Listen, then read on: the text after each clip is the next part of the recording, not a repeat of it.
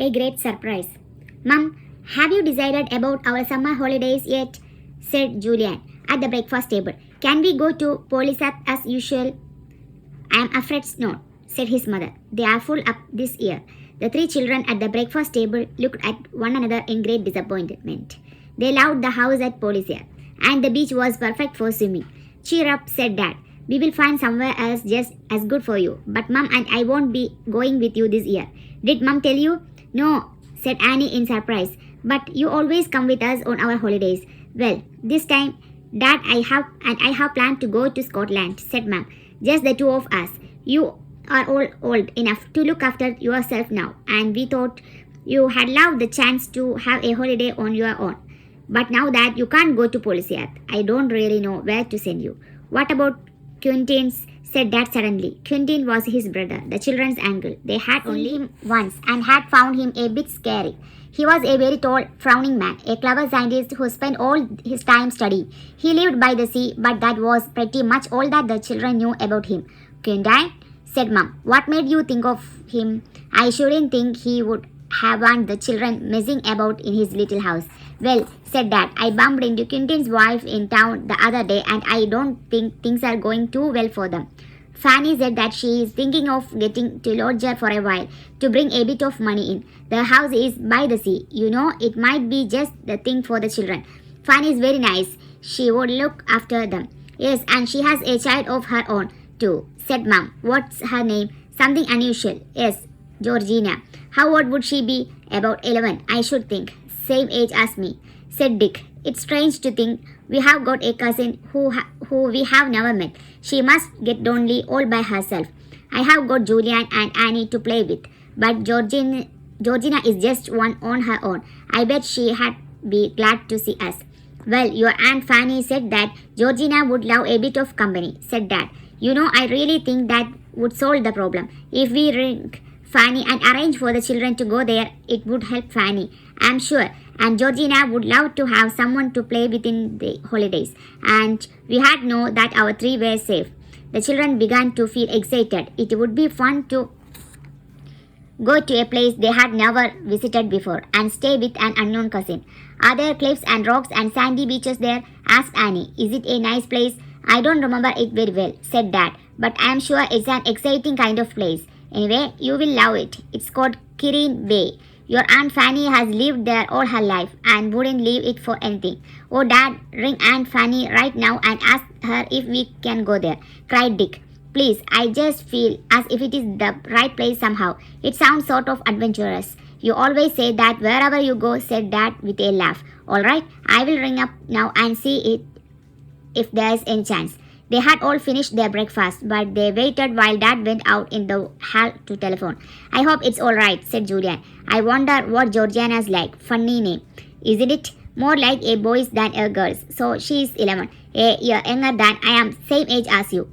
Dick, and a year older than you. Annie, she ought to fit in with us all right. We will have lots of fun. Dad came back in about 10 minutes' time, and the children knew at once that he had good news. He smiled at them. Well, that's settled. He said your Aunt Fanny's delighted about it. She says it will be good for Georgina to have company because she is such a lonely little girl, always going off by herself, and she will love looking after you all. Only you will have to be careful not to disturb your Uncle Quentin. He is working very hard and he isn't very good tempered when he is disturbed. We will be as quiet as mice in the house, said Dick. When are we going, Dad? Next week, if that's all right with Mum, said Dad. Mum nodded. Yes, she said. There's nothing much to get ready for them. Just swimming. Costumes and jumpers and jeans. They all wear the same. It will be lovely to wear jeans again, said Annie, dancing around. I'm sick of wearing my school uniform. I want to wear jeans or a swimming costume and go swimming and climbing. Well, you will soon be doing it, said Mum, with a laugh. Remember to put ready any toys or books you want, won't you? Not many, please, because there won't be a lot of room. Annie wanted to take all her 15 teddies with her last year, said Dick. Do you remember, Annie? That was funny. No, it wasn't, said Annie, going red. I love my bears and I just couldn't choose which to take, so I thought I would take them all. There's nothing funny about that. And do you remember the year before Annie wanted to take the rocking horse, said Dick with a giggle. Mom chimed in. You know, I remember a little boy called Dick who put in aside one teddy bear, three toy dogs, two toy cats, and his old monkey to take down to Policeth one year, she said. It was Dick's turn to go red. He changed the subject at once. Dad, are we going by train or by car? He asked. By car, said Dad. We can pile everything into the boat. Well, what about Tuesday? That would suit me, said Mom. We could take the children down, come back, and have plenty of time to do our own packing, and set off for Scotland on the Friday. Yes, we will arrange for Tuesday. So Tuesday it was. The children counted the days eagerly, and Annie marked one of the calendar each night. The week seemed to pass very slowly, but at last Tuesday did come. Dick and Julian, who shared a room, woke up at about the same moment and stared out of the nearby window. It's a lovely day, cried Julian, leaping out of bed. I don't know why, but it always seems very important that it should be sunny on the first day of a holiday. Let's wake Annie. Annie slept in the next room. Julian ran in and shook her. Wake up, it's Tuesday, and the sun's shining. Annie woke up with a start and smiled at Julian happily. It's come at last, she said. I thought it never would. Isn't it an exciting feeling to go away on holiday? They set off soon after breakfast. Their car was big, so it held them all very comfortably. Mom sat in front with Dad, and the three children sat behind, their feet on two suitcases. In the boot were all kinds of odds and ends, and one small trunk. Mom was sure they had remembered everything. Along the crowded London roads they went, slowly at first, and then as they left the town behind more quickly, soon they were right into the open country, and the car sped along fast. The children sang songs, as they always did when they were happy. Are we picnicking soon? Asked Annie, feeling hungry all of a sudden. Not yet, said Mom. It's only 11 o'clock. We won't have lunch till at least 12:30, Annie. Oh, Mom, said Annie. I can't hold out till then. Mom handed her some chocolate, and she and the boys munched happily, watching the hills, woods, and fields as the cars sped by. The picnic was lovely. They had it on the top of a hill, in a sloping field that looked down into a sunny valley. Annie didn't really like a big brown cow which came up close and stared at her, but it went away when Dad told it to. The children ate ravenously, and Mom said that instead of having a picnic tea at 4:30, they would have to go to a cafe somewhere, because they had eaten all the tea sandwiches as well as the lunch ones. What time will we reach Aunt Fanny's? Asked Julian, finishing the very last sandwich and wishing there were more.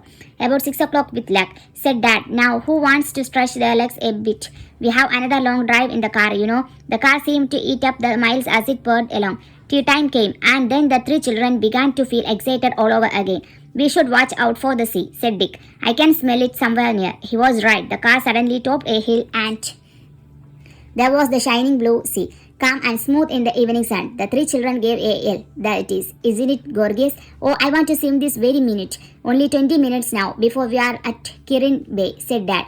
We have made good time. You will see the bay soon. It's quite a big one, with a funny sort of island at the entrance of the bay. The children looked out for it as they drove along the coast. Then Julian gave a shout. There it is. That must be Kirin Bay. Look, Dick, isn't it lovely and blue? And look at the rocky little island guarding the entrance of the bay, said Dick. I would like to visit that. Well, I am sure you will, said Mom. Now let's look out for Aunt Fanny's house. It is called Kirin Cottage. They soon found it. It stood on the low cliff overlooking the bay, and was a very old house indeed. It wasn't really a cottage, but quite a big house, built of old white stone. Roses climbed over the front of it, and the garden was full of flowers.